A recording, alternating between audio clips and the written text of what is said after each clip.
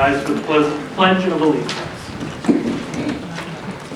I pledge allegiance to the flag of the United States of America and to the republic for which it stands, one nation, under God, indivisible, with liberty and justice for all.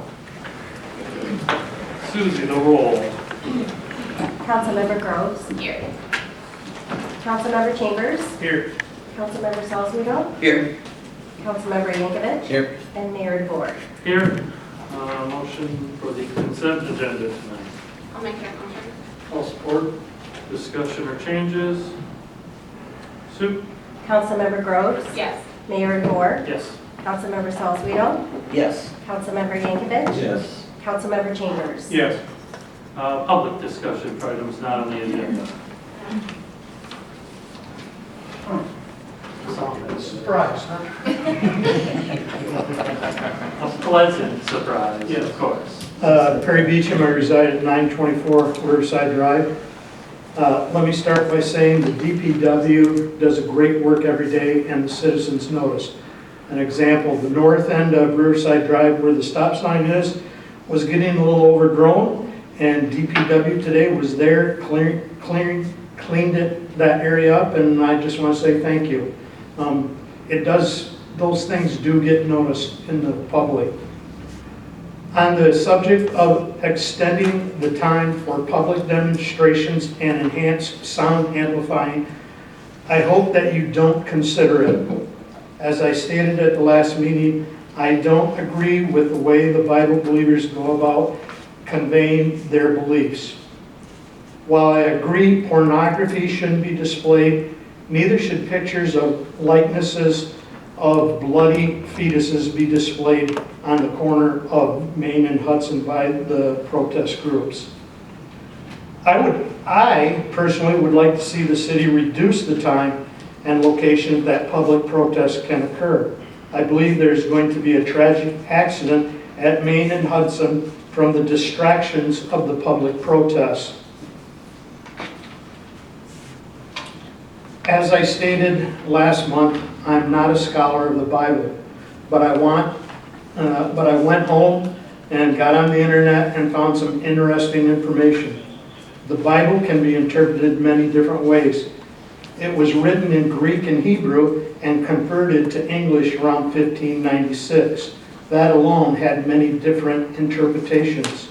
I would say just go home tonight and Google where does it talk about humility in the Bible and where does it talk about unconditional love. This is from my wife. There is much to be proud of here in our community. The way we respect and show our care for one another are all symbols of who we are here in Lowell.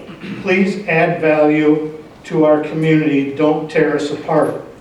If you love everyone as you say, then you will respect one another and show humanity, not anger fueled by your beliefs as though your way is the only way our community must live. Last is reading about the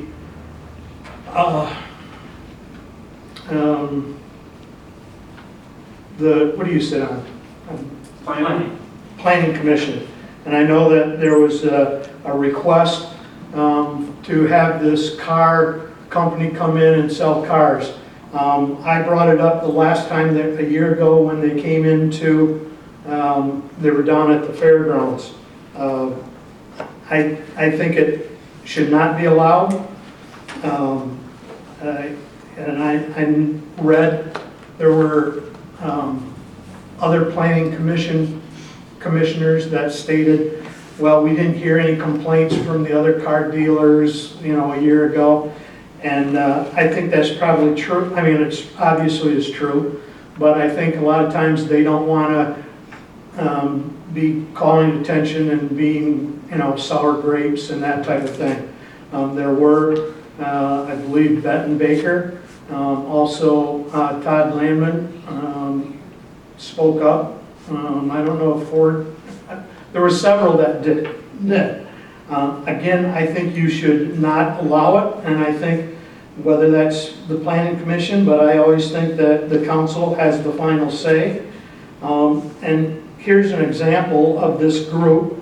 I think probably everybody in the Lowell area or mailing got one of these flyers, and it's deceitful. Yeah. This one came from my mother, and she's 95, and she's, geez, should I go down and call and this and that? Well, if you scratch off, these are all scratch off thing, and it's, you have won $1,000, you're a winner, and it indicates like it's $1,000. But you have to go down and then verify it with another number, okay? Here's another one, same thing, except this is addressed to my wife, Teresa Beecham. You're a winner, $1,000. And I believe, talking to the neighbors and everything, everybody that got this, when they scratched it off, found themselves as a $1,000 winner, and it's just deceptive.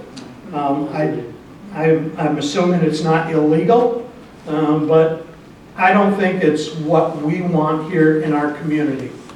And I would hope, whether the planning commission turns it down or not, I would hope that at some point the city council says, no, we're not going to have businesses like that come into our town and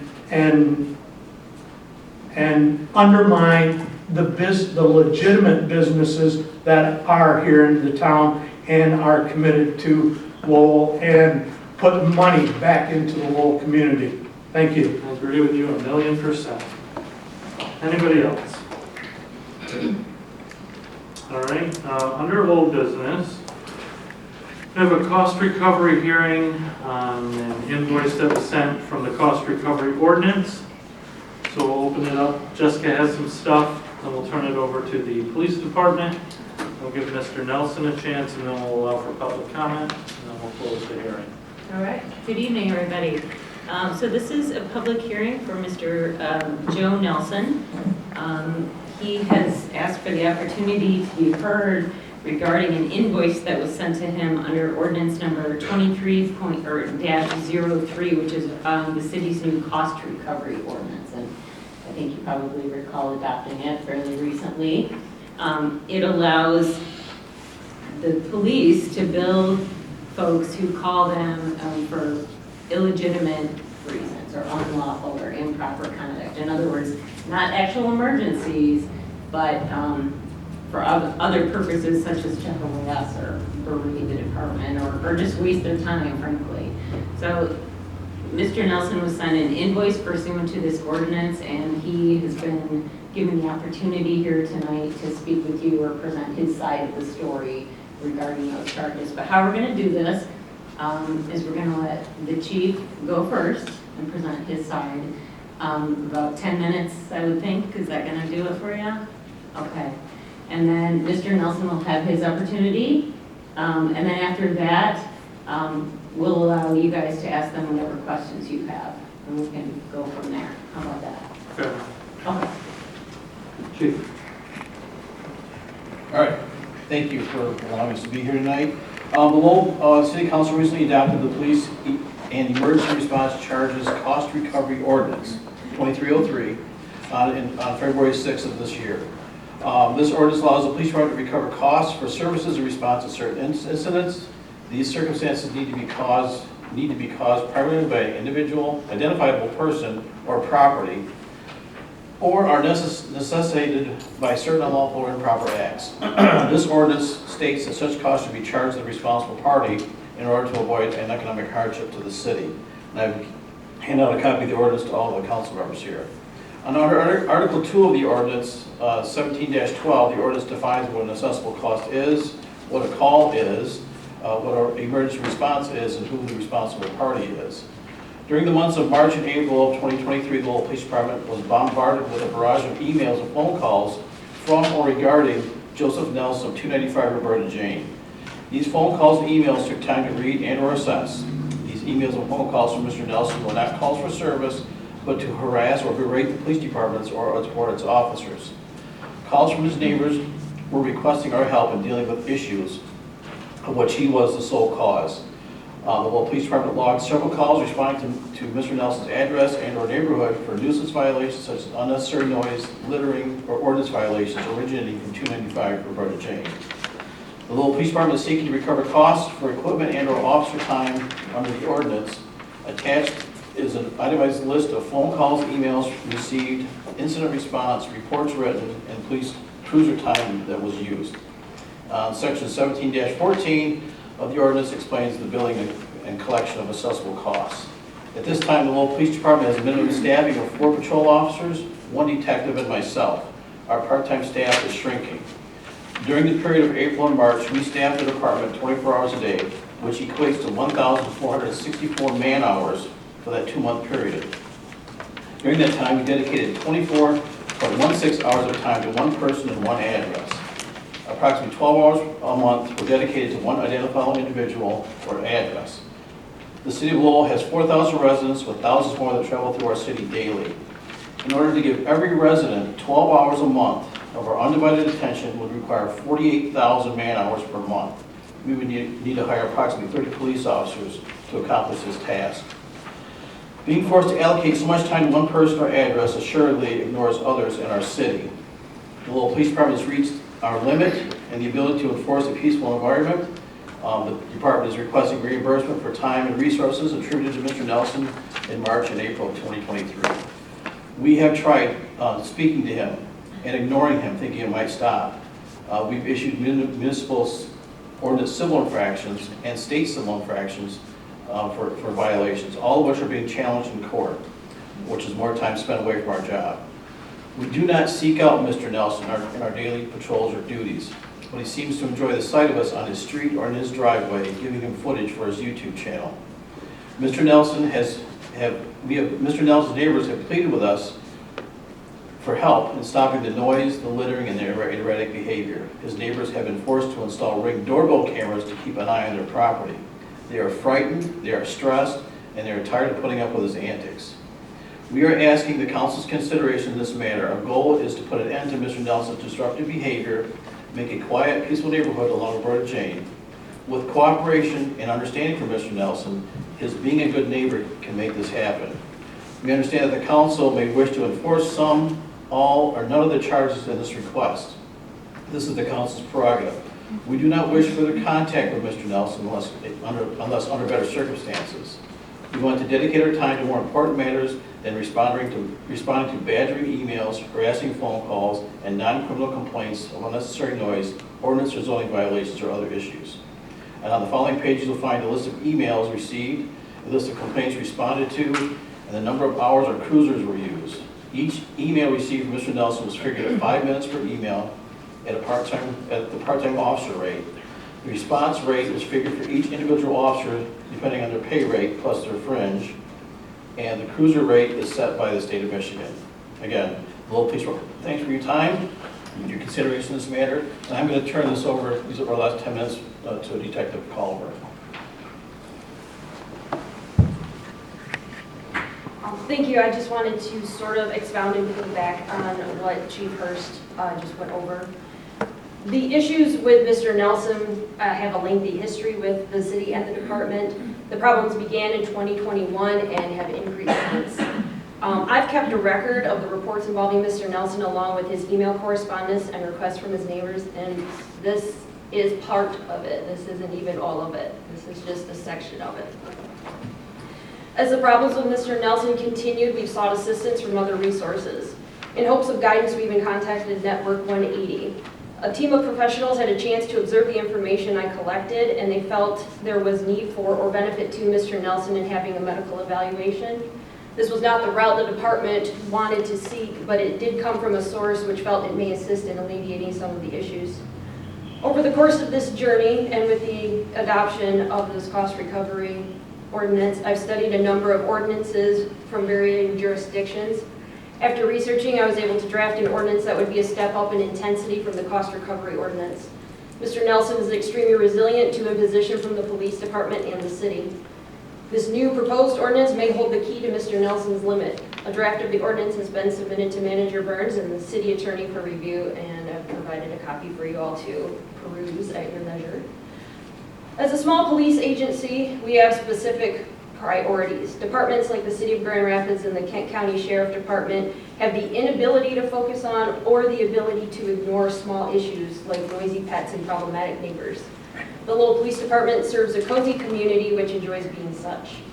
They pay for personalized services that come from small town departments. This puts us in a position of addressing each issue no matter how minimal it may seem. A number of residents from Roberta Jane Drive are here tonight. I hope that some of them will take the opportunity and recount their frustrations to the council in their own words. Focusing on Mr. Nelson has put the rest of the town at a disadvantage. We can't ignore the pleas from the Roberta Jane Drive neighborhood, nor can we ignore Mr. Nelson's requests when they arise and if they are legitimate. However, an inordinate amount of time and energy has been dedicated precisely to that. So I do echo Chief Hurst's plea to the council to uphold the recovery cost reduction. All right, are you all set then? Okay, Mr. Nelson, we're going to turn the volume on for you now. And the materials that you asked to be put in front of council have been distributed. So go ahead. Go ahead. Could you please repeat the materials have been distributed? Yes. Okay. Yep. Well, I'm Joseph Nelson, and I reside at 295 Roberta Jane Drive. And over the months of April, March and April, I had some issues. As I feel the ordinance doesn't apply, as I didn't have any gain or benefit from having a stalker. And the services didn't require any unusual or extraordinary use of city personnel or equipment or resources. Around March 10th, Amber Didion, my stalker, along with her accomplice, Devin Hall, accosted me and my daughter on my property, shouting insults and obscenities while I was attempting to get in my vehicle. She was recording me while she was doing it for her own sick, twisted pleasure. On March 20th, Devin Hall and Amber Didion accosted me and my daughter again. This time they apologized for their bizarre and erratic behavior on March 10th.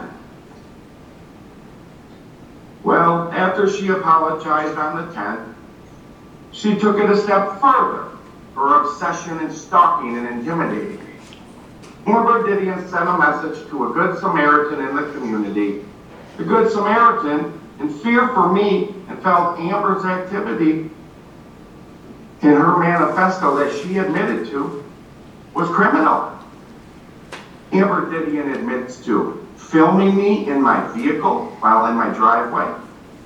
Amber Didion admits to taking pictures of me and my house for months. Amber Didion watches me on a ring cam that she has access to with other neighbors. She waited for me one day to come out of the house. She was going to confront me again, but I never came out. She also admits in her manifesto to making erroneous phone calls to the police on purpose. Because in her own words, she says, they're obligated to respond.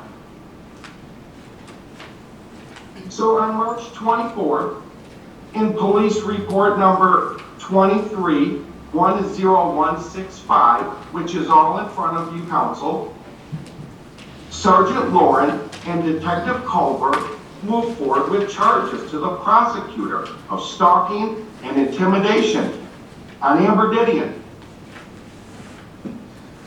After charges were put forward, her son, Brecken Arnett, immediately started harassing me on social media. He was threatening me, telling me that he was going to come to my house and he was going to take care of business. Well, after several threats of that, Mr. Arnett made good on his promise and he showed up at my house. Brecken Arnett showed up at my house, jumping out of his car, screaming and shouting obscenities, calling me the N-word and calling me a stupid N-word, and that I was the stupid N-word in this neighborhood, not the neighbors. Now, as you go through and look through it, you can read Amber's manifesto, where she admits all of these things. She's clearly out to get me. Her obsession and compulsion has gone too far, and now I'm being charged. I'm the victim in police report number 23-10165. The city has literally sent the victim a bill. Out of 23 incidences, police reports, the calls from me were 2 calls. It was Amber Didion's call, 23-10165, and then when her son came, the other calls were all calls by Amber Didion herself, which she admits to calling so many times that she forgot. Amber's claim is that somehow what I do affects her on her property over 150 feet away. And that is absolutely false.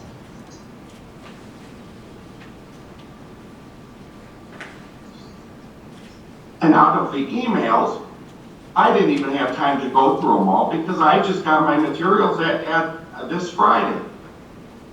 But at least half of them are me pleading with the Lowell police for help because her son, Brecken Arnett, was on his way to my house. He was coming here. They never responded once. They never told him to stand down, not once. As far as all the other accusations by Detective Culver, I'm not prepared to answer them. I'm here to prepare to answer for invoice 6984. So police Hearst's statement that all of my calls were erroneous to badger and humiliate him is a flat out lie. One of them calls is still, the case is still open, and that's the Amber Didion report. I like your ordinance. I feel your ordinance is legitimate, but the reason for this ordinance is to take on big facilities. Facilities, for example, in your own ordinance that has a fire alarm, say a short that keeps going off. The city shouldn't have to keep funding to go there and clear everybody out of an old folks home or take on fights at one of the 20 dispensaries here in town. That's what this ordinance was for, not to target the victim or to target a residence. Amber Didion is a tenant. The city is putting a 20-year resident or a tenant over a 20-year resident. And as far as the rest of the neighbors go, one neighbor has a no trespassing by the Lowell police, and the other neighbor has had to been told to leave me alone because she kept coming over pestering me about cats and getting them fixed. And the other neighbor crossed the line when she came on my property to acquire cats. So as I see the billing on this bill here does have responsibility, and it solely falls in the hands of my stalker, Amber Didion. And that's all I have to say. Thank you for your time, council. I appreciate you hearing me. I've emailed each and every one of you with my concerns, and no one has addressed me. I finally got my chance to speak with you when you sent me this malicious bill. All right, thank you, Mr. Nelson. We're going Well, to, and I'm also going to let you know as well, I have not been held responsible for any of these 23 that are in question here. okay, thank you. Okay, thank you. All right, we're going to move now to city council being able to ask any questions of either of these folks, okay? All right. Cliff, any questions? Not at this point. Jim? Lot process. So Yeah. Leah? None right now. Right, Not at this time. I'm all set, so. Do you want Yep, to we're do gonna any? mute the Yeah. Zoom, and then we'll allow for public comment. For anybody who wishes to speak on the matter, just line up there and then just name and address, please, before you go.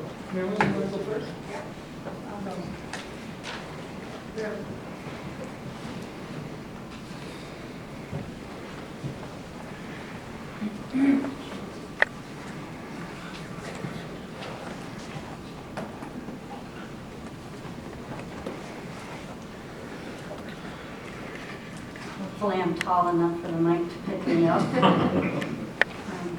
Thank you for the opportunity. Can we have your name and address? I'm please? sorry, Marilyn Branham at 280 Roberta Jane Drive. Thank you for the opportunity to express my opinion. I am here to address the issue of fines, costs, penalties to flagrant, defiant, willful, belligerent, and repeated violations of ordinances perpetrated by Joe Nelson, which waste city resources in terms of time and money. This is the third summer of almost daily violations of the noise ordinance, and they continue through the winter months almost daily as well. In good faith, a couple of us tried to talk with him to enlist his cooperation in compliance to no avail. To illustrate, the first summer, I was in my garage trying to listen to some material I needed to learn. And while I was working in my garage, I was listening to a CD player. I could not hear in my own garage what I was trying to listen to because Joe Nelson's sound system was so loud that I couldn't hear what I needed to hear. So I walked over to his house and asked him to simply, would you please turn the volume down? His response, I said, I can't hear what I'm trying to learn, which has been recorded. His response was, wear earplugs. How am I supposed to hear what I'm trying to listen to if I'm wearing earplugs to block your sound?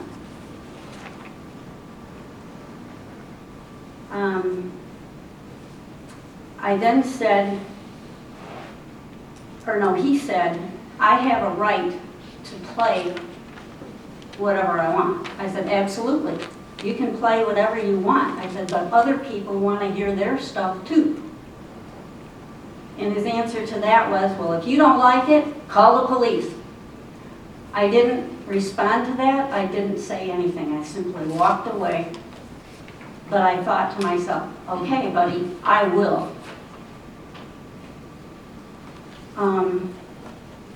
The second summer and throughout the following winter, I and several neighbors had to call the police many, many times when the noise level became unbearable and disrupted our sleep and or our activities. We didn't want to do it.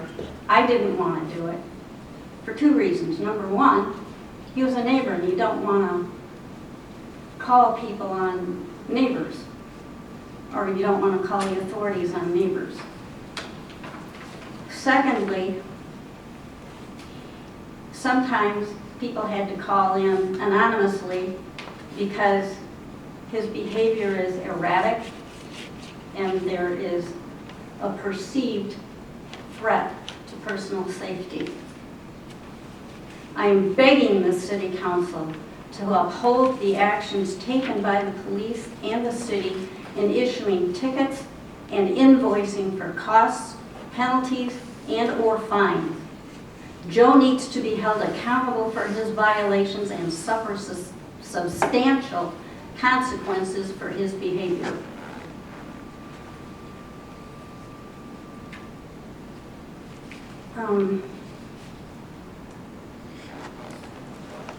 His rights have never been violated. he is violating everyone else's rights in the neighborhood. When the election cycle comes around, we will remember how the city council has handled our concerns. Thank you.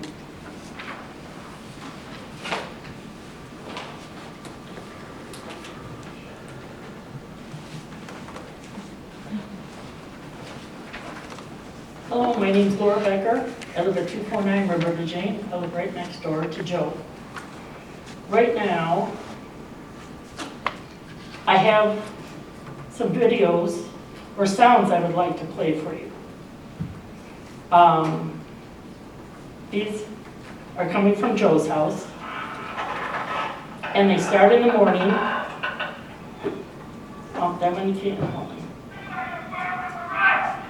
This is him yelling about the police had just driven by the house. Driven by, not stopped, Not stopping, like patrolling the neighborhood? patrolling the neighborhood. He comes out, screams, yells, does insane gestures to him, goes out in the street, does obscene gestures to him. This is the noise. I don't know if you can hear that. Okay, that's an impact tool. One morning, 6:28, he started doing that. Can I see, is that a video? That's a Can I video. see it so I can see how far away? My garage is about 150 feet from his Take garage. it back just a little bit. Sure. Where I can see the distance. All right, I don't know if you.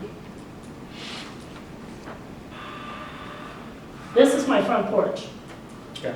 Thank you. Okay. Yep. Thank you. One of the earliest one is 6:08 in the morning, and it starts, and it could go to 6:53. Then he may leave, come back, start all over again. We have, this is the one from my bedroom window, waking up to this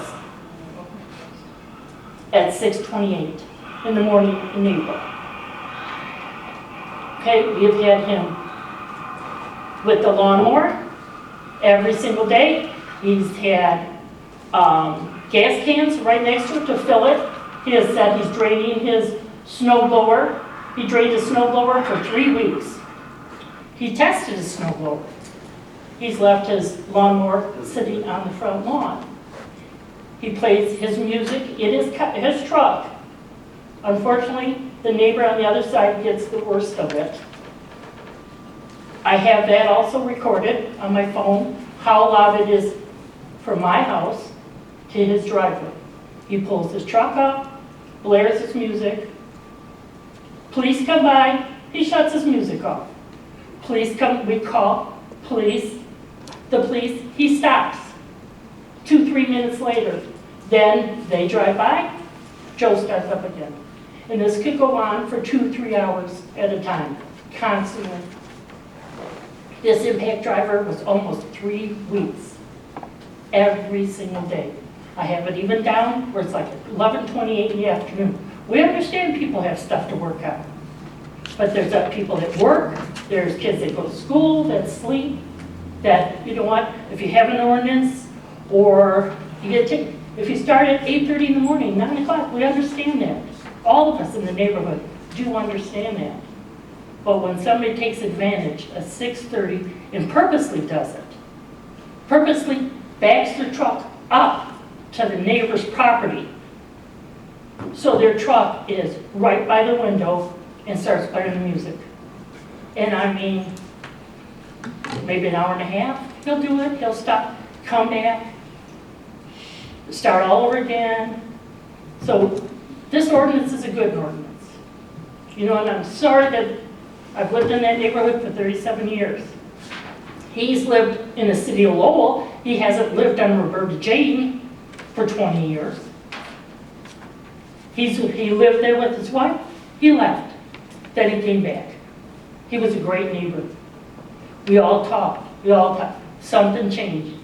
4 years ago, we didn't complain when he, for 4 hours at a time, took his four-wheeler and rode it back and forth in a figure eight around the street or his backyard. None of us complaining. We figured he might have been going through things or whatever. We're all trying to be good neighbors. But when you're woken up at 6 o'clock, 6:30 in the morning, out of a dead sleep with all different noises. So we appreciate your time, and I hope this ordinance stands, or you may be able to add to it. Thank you.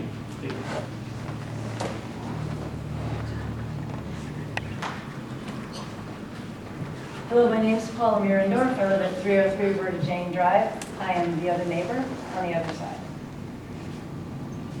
The side of my house and my bedroom windows are 10 feet from the property line. On the other side of that property line is Joe Nelson's driveway, where all of the aforementioned experiences happen.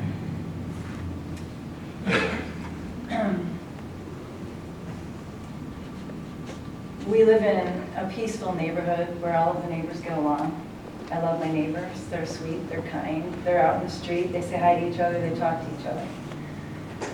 Living in a neighborhood like this, it's understandable. You're going to hear lawnmowers, you're going to hear snow blowers, you're going to hear leaf blowers. We know that.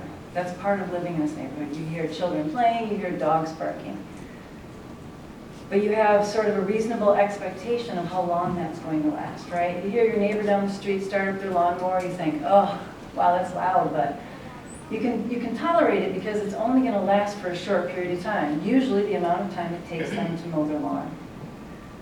But in this case, 4 hours is quite a while for somebody to run a lawnmower, day after day after day after day. And the impact driver speaks for itself. The music, I have videos, the police have videos, you guys can experience them yourselves. This one was from 6:32 in the morning on the 16th. Please hold, it's loading, it's a pretty big video.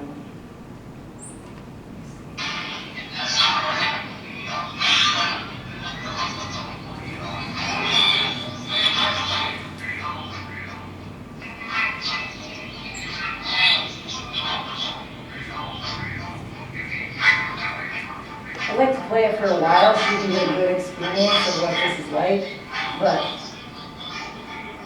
I don't want you to have to put up with that. So I appreciate you giving us time to speak. I appreciate you considering a way to consider all of the people in a neighborhood. And I sincerely appreciate the police taking all of their time, which unfortunately they need to do. So you've gotten some of the history from some of the neighbors. But here's where we stand now. If you have a neighbor and they're doing something that you don't care for, like Marilyn mentioned, you ask them, hey, could you just turn it down a little bit? Or, hey, I've got a child sleeping. Or, hey, I have a Vietnam vet that, has trouble with explosives. Things like that, right? You talk to your neighbors. That's how this street works. That's how this community works. That's how most communities that get along well work. But when we have each independently spoken to Joe and asked him respectfully to turn down the music or do something less, he has complained that we are harassing him, and he has had the police tell some of us that you can no longer speak to him. So, as he said to Marilyn, call the police. So, we don't have any other way to voice a complaint or a concern. We would prefer to be able to work on it peacefully with our neighborhood like we all have with each other, but we can't. He has set up a situation where the only way we can voice a complaint or a concern is to call the police. And the police, like they said in this town, they don't have time for this.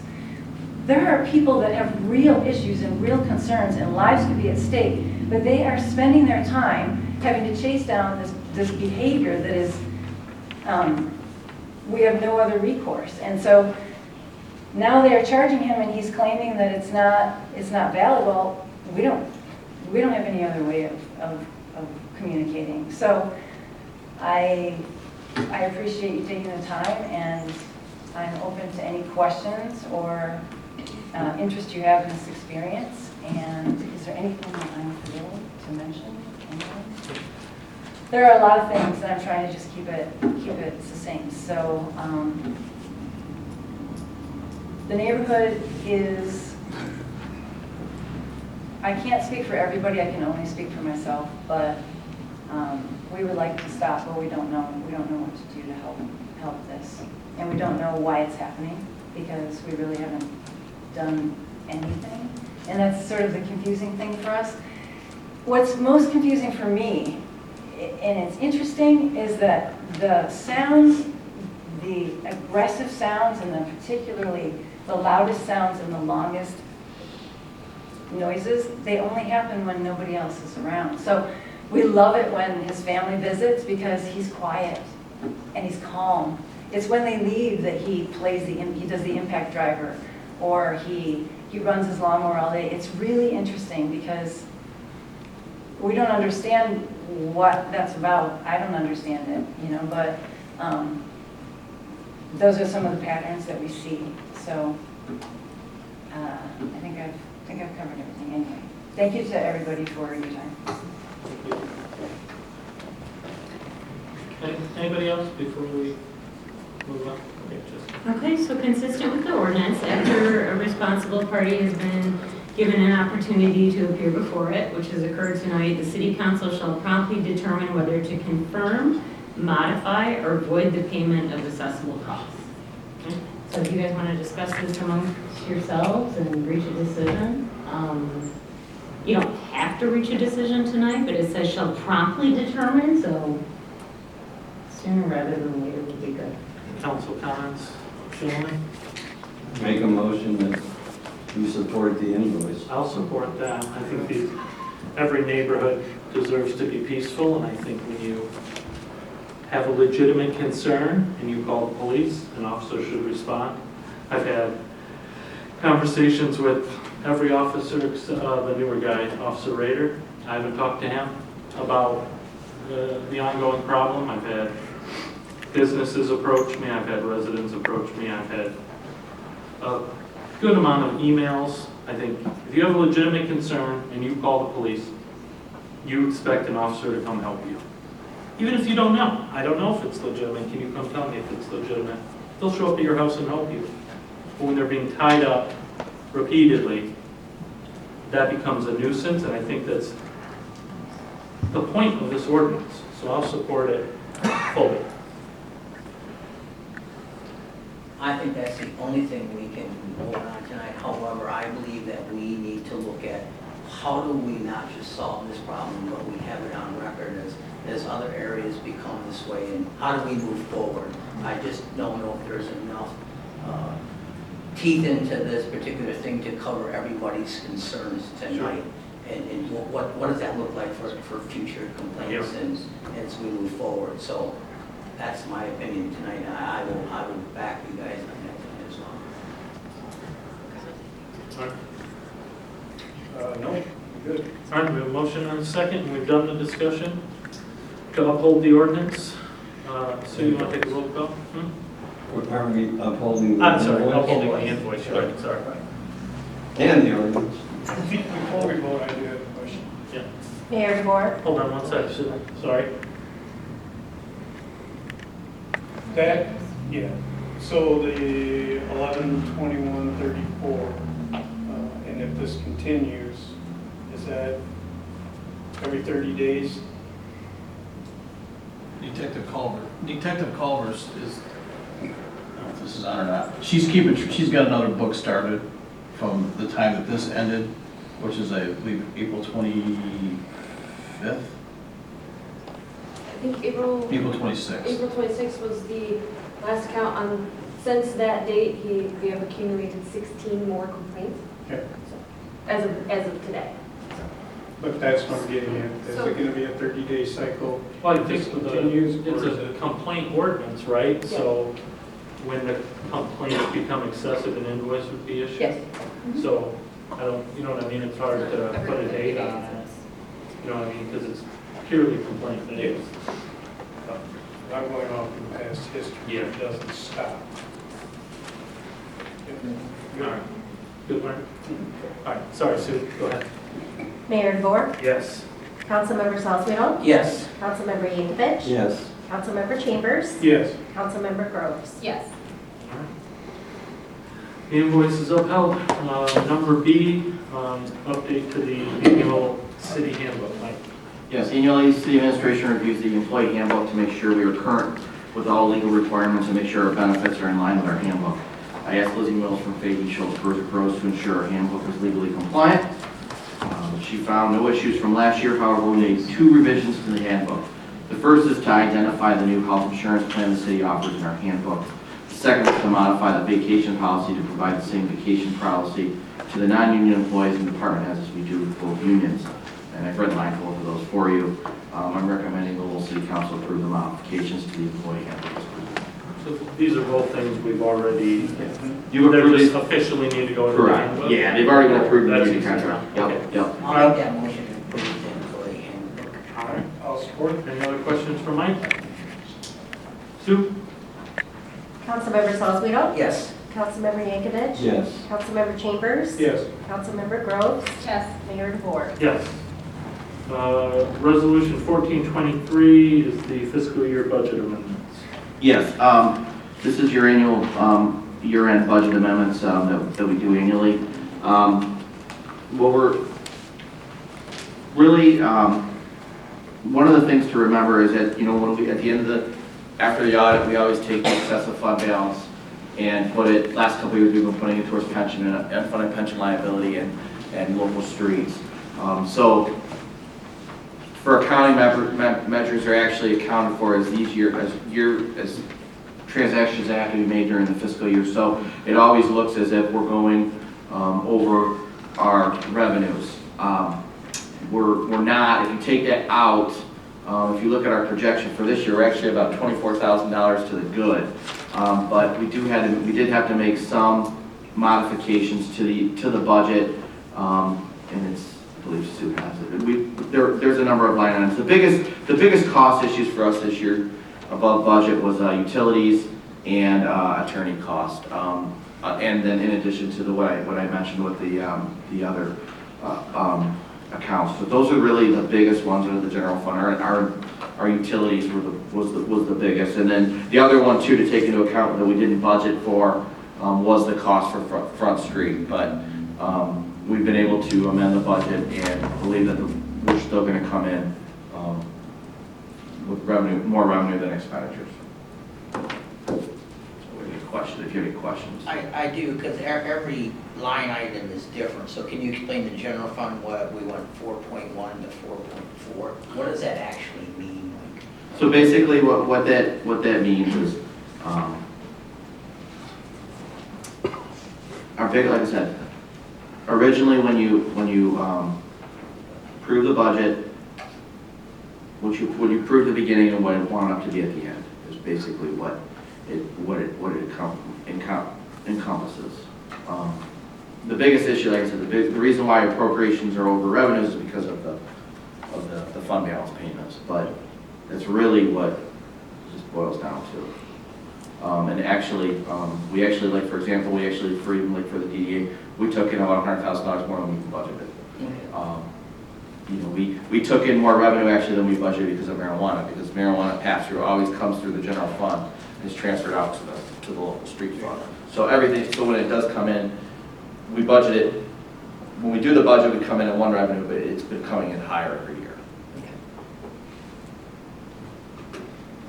Any other questions for Mike or Sue?